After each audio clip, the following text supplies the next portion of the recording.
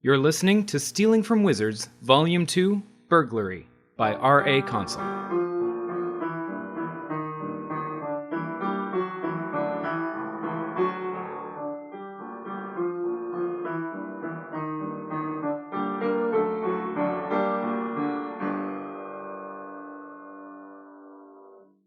Chapter 3.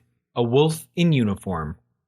"Do you plan to make visits to my office an annual tradition?" asked Talon Dubois, Knight Commander of the Canine Unit of the Royal Guard, head of the Hounds. He sat behind his desk and tapped his fingers in irritation. His familiar, a huge wolf called Garmer, padded around the office, growling and looking like it was considering when might be the most appropriate time to eat Kuro. The fact that Dubois had come himself to arrest Kuro and drag him back to the Granite Citadel for interrogation was not a good sign. Normally, a couple of kids fighting in the street wouldn't warrant any more than a low-ranking peacekeeper. Dubois was keeping a personal eye on Kuro, meaning that either Kuro was still in danger, as Dubois had applied at the beginning of summer, or that the Hound still believed Kuro himself was a threat. "I'd rather not," Kuro mumbled, averting his gaze. "I really don't like it here. Can I go?" "Go?" Dubois threw up his hands at the suggestion. "Do you have any idea of the trouble you're in?" "Not really, no." It was an honest answer. He didn't think he'd done anything illegal. If not allowing someone to murder him was a crime, he felt he should just give up any hope of escaping a life in prison. "Fighting in the streets? Destroying private property? Unsanctioned trips to the Blandlands?" Dubois pointed an accusing finger at Kuro. "Which of those is illegal?" Kuro asked. "All of them!" That came as a shock to Kuro. Destroying property made sense, though he didn't remember damaging anything himself, but he'd seen fights outside pubs many times without anyone getting hauled in by the guard, and he'd been to and from the Blandlands almost daily for half his life. He didn't want to think about the prison sentence he'd earn if that was against the law. "All I did was run away," defended Kuro. "Why am I in trouble?" "Oh, you're not the only one." A knock at his door interrupted. "That will be our other troublemaker now, I expect. Come in." A young hound with a border collie at his heels opened the door and ushered Azalea inside before leaving again. Azalea strode into the office imperiously, glancing disdainfully at Dubois. "Has the lady recovered?" asked the hound with a slight bow. "Quite," was all Azalea replied. She was no longer coughing and her clothes had been cleaned and mended, while Kuro still sat soaked in sludge with melon shrapnel in his hair. "Would the lady kindly take a seat?" Dubois continued, his posture and attitude entirely different towards Azalea than they had been moments before to Kuro. "I have some questions about the events of today." Azalea did her best to maintain an air of confidence as she climbed into the second chair across the desk from the hound, but Kuro could see it was a front. She shrunk away from the prowling wolf and had trouble meeting Dubois' accusing eyes. "The first and least of my questions is what exactly were you doing?" He leaned back in his chair and pressed his fingertips together thoughtfully, as though he'd just made a move on a chessboard and was waiting for his opponent's response. "I was engaging in a duel and you had no right to interrupt," Azalea replied. "On what grounds was the challenge offered?" asked Dubois, as though Azalea's claims were entirely reasonable and he just needed to fill out a form with the details. "For the honor of my family," said Azalea. "Kuro Hearn is a child of our ancestral foe, has assaulted my sister twice, and demeaned her on several occasions without redress." Kuro didn't fully understand what Azalea had said, but something seemed off about it. Dubois caught it as well, though it looked like he'd expected it. He feigned a small amount of surprise. "Our records don't show that Kuro has any known parents. Does the lady have information she would be able to share with the Royal Guard on this matter?" "He's Phineas Hearn's son." Azalea pointed an accusing finger at Kuro. "One of Claudius Roche's men. They killed my parents." "I fear the lady may have been misinformed," said Dubois. "Kuro was Hearn's servant, not his son, and an unwilling one at that." Azalea looked at Kuro, face still full of anger but showing the first moment of doubt he'd ever seen in her. He still attacked my sister? It's news to me that Dame Lamorak is not in a condition to defend herself. Is Belladonna unwell? Azalea crossed her arms and sank into her chair. Dubois leaned forward in his. It seemed to Kuro that he had planned this whole conversation and was manipulating it to an end of his choosing, though Kuro couldn't see yet the goal. To an untrained observer, one might think that you challenged a commoner to a duel under the pretense of defending the honor of someone more than able to defend it herself, when your actual cause was something more akin to a blood feud. He looked down at Azalea as a judge about to hand down a death sentence. Blood feuds of that kind are quite illegal. They're the sort of thing that can strip you of your title and even get you exiled. Azalea was beginning to look very tense. Her initial confident posture had entirely dissolved, and she looked like she wanted to escape the Hound's office even more than Kuro did. She could say nothing in response. Dubois smiled. It was a wolfish grin, the smile of a predator that had caught his prey and knows it. However, a more charitable witness to the events might see it differently. It would be unseemly for Belladonna to challenge someone so much younger than her to a duel of honor, would it not?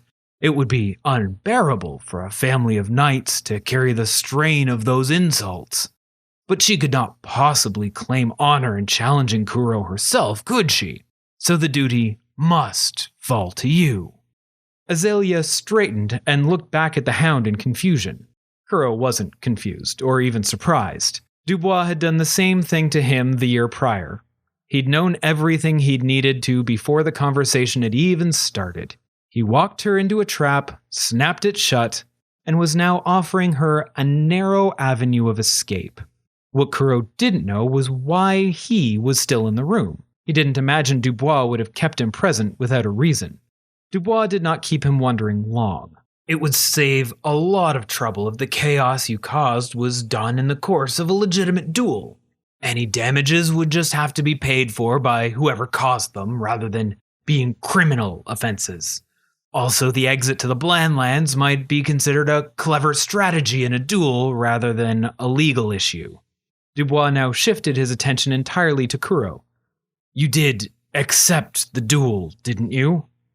Kuro sat, caught in Dubois' accusing stare, uncertain what the Hound wanted from him. Was he meant to lie to protect both himself and Azalea? Or was this a trap, and the lie would just add to his lengthy list of crimes? He was caught in Dubois' chess game, but couldn't see the board. He looked from Dubois to Azalea and back, hoping for some sign of the correct path. Neither the truth nor a lie was a good choice, so he did neither. I didn't know if I was allowed to refuse, was all he said. The corner of Dubois' mouth turned up, betraying a hint of pleasure at Kuro's response. Azalea was less restrained in her reaction and let out an audible sigh of relief. The gasping breath that followed implied that she'd been holding it in for some time. Dubois scribbled some notes, which he punctuated with a satisfied flourish. I'm glad that's resolved. Much less paperwork this way. He smiled briefly before returning to his interrogations. My next and rather more serious question, Azalea, where did you learn that kind of magic? Or magic of any kind for that matter. You're not school age yet.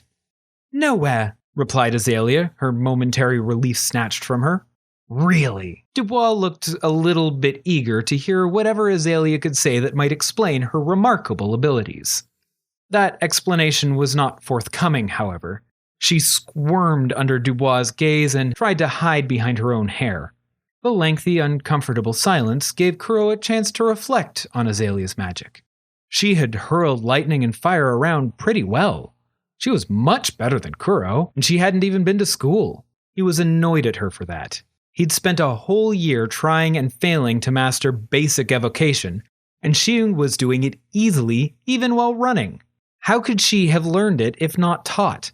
Bella was probably teaching her in secret. The magic was just like what Bella had taught him before those lessons had been stopped. Lessons that Azalea had attended without fail. It was me, Kuro said aloud, surprising everyone, including himself. Sorry, what? Said Dubois. Kuro had a moment of satisfaction at derailing Dubois' carefully constructed conversation. She learned the magic from me, Kuro tried to clarify, but Dubois interrupted with disbelief.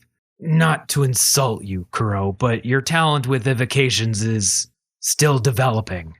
You can't expect me to believe that you trained someone to be better than you. That's not what I mean, Kuro interrupted the hound right back. She's been at all my lessons, every day, all summer, watching me. It was kind of creepy. Dubois tapped his fingers together as he inspected Azalea's reactions. Even if I were to believe you, it doesn't explain how she can throw a bolt of lightning clear across Bytown Market Square. Did someone teach you how to do that? Kuro nodded. Dubois' surprise quickly transformed into an unpleasant understanding. He buried his face in his palm. Belladonna! He growled to nobody in particular. He recomposed himself and fixed Azalea with a deadly serious gaze. So as to not be left out of the threat, his wolf did the same to Kuro. That is not the sort of magic that should be taught to children. By all rights, Belladonna shouldn't even know how to do it yet. That's combat magic meant for soldiers and knights. I am a knight, snarled Azalea, slamming her hands down on Dubois' desk. Not yet, he replied coldly, unfazed by the outburst of the child across from him. Your sister, despite her best efforts, has neither died nor been stripped of her title. You are merely a squire. Regardless, nobody should be getting combat training until after they graduate, and you haven't even started school. Have some patience. That suggestion enraged Azalea. Do you expect me to wait until I finish high school to avenge my parents? Dubois' aggressive posture softened a calculated amount. No longer threatening, but still commanding. Lady Lamorak, Azalea, the war is over. It was over a decade ago. Nearly everyone involved in the coup d'etat is jailed or dead themselves. You're chasing ghosts in the name of vengeance. Do you really think your parents would want you hunting down the children of their enemies? I should be ready to defend the throne, Azalea retorted. The Sun Throne is empty, replied Dubois gently, pretending at a sympathetic tone. The entire royal family was killed in the coup d'etat. All but one, argued Azalea. The heir to the throne is unaccounted for, yes, but being missing doesn't mean they're alive. It's been 13 years. There's nothing left to avenge and nobody left to defend. The surviving Tirnanog nobility have their own knights and guards, and they like it that way. They're looking for excuses to strip you and your sister of your title. The old Knights of the Sun are an inconvenience to them. Don't betray your parents' memory by losing your title to petty squabbles. Azalea slumped in defeat. Dubois had won, but his victory over the young girl was not yet complete. There is one more small matter before I let you go, said the hound, trying to hide the pleasure in his victory from his voice. Who is the victor of the duel? Given that Kuro hadn't even fought back, it wasn't really a question. He pointed at Azalea, happy that the whole business was done with. Dubois screwed up his face in annoyance. It would be convenient if the two of you could agree. Confused, Kuro looked to Azalea to find her finger in his face. Why are you pointing at me? He asked. I didn't win. I didn't even cast a spell. You still beat me, she replied glumly. I was incapacitated. That means you won. That wasn't anything I did, Kuro argued. You can be the winner, it's fine. Don't insult me. Azalea was starting to get angry. I don't need your charity. Take your victory. Kuro didn't care about victory. He cared about not getting into more duels. Which one will make you not try to fight me again? Azalea was getting impatient with him. I yield to you, Kuro Hearn. The affront to my family's honor has been settled. She was so forceful that Kuro couldn't bring himself to argue. He cowered in his chair and just said, okay. Dubois appeared quite pleased with the end of the whole affair. Garmer's tail even wagged a little. I'm glad that's settled. He made some notes and then added, more to himself than the children, he's not a Hearn, though. We should probably get him a real last name soon. Hate to have this sort of thing happen again. Dubois returned Kuro and Azalea to the market himself, which earned a lot of attention from the market-goers. Talon Dubois, Knight Commander of the Hounds, was famous, and the recent duel was clearly the talk of the town. People were pointing and whispering as they passed. In a place where Kuro had spent years trying his hardest to be invisible, it was deeply uncomfortable having the eyes of the whole market on him.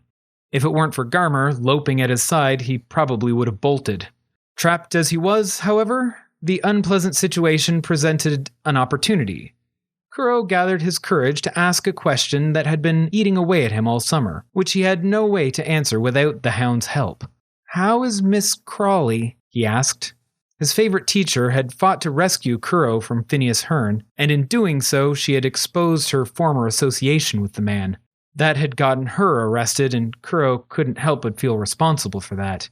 "Bored," replied Dubois. "Otherwise she's fine. She's still under house arrest, awaiting a formal trial. She'd probably enjoy letters from you if you sent them. I could give you the address." Kuro was suspicious of how openly helpful the Hound was being. "Are you going to read her mail?" he asked. Dubois shrugged. "Would you write anything that shouldn't be seen by the guard?" he replied. They were a few minutes early to the meeting spot under the clock, but that didn't prevent Miss Bridget from being angry beyond words. Her face flushed as she puffed out her cheeks and tried to contain her fury, while Dubois assured her that everything is taken care of, and there would be no further trouble. If anything, that made her angrier. His pleasantries and platitudes took the teeth out of her fiery tirade that she had prepared. Kuro didn't know what Dubois was trying to do by placating the matron. He had a hard time believing that Dubois would do it all just to avoid the paperwork of arresting them. The Hound had a lot of faults, but laziness wasn't one of them. He considered if it was related to Azalea. Maybe he was protecting her for some reason. Perhaps because she was from an old noble family, or maybe to trap her in the same way he had trapped Kuro. Dubois had an encyclopedia of Kuro's crimes and could jail him at any moment if he wished. Now he had similar leverage over Azalea, and probably Bella as well. Dubois was building a collection of people who couldn't say no to him. Thank you for listening to Stealing from Wizards. If you liked our show, please consider rating or reviewing on iTunes. If you want to support this podcast, or just can't wait for the next chapter, the full book is available on Amazon, Kobo, and Indigo. Our theme music was written by Camille Saint-Saëns, transcribed by Franz Liszt, performed by Rebecca Verdun, and used with permission. This episode was produced by Jim Tigwell.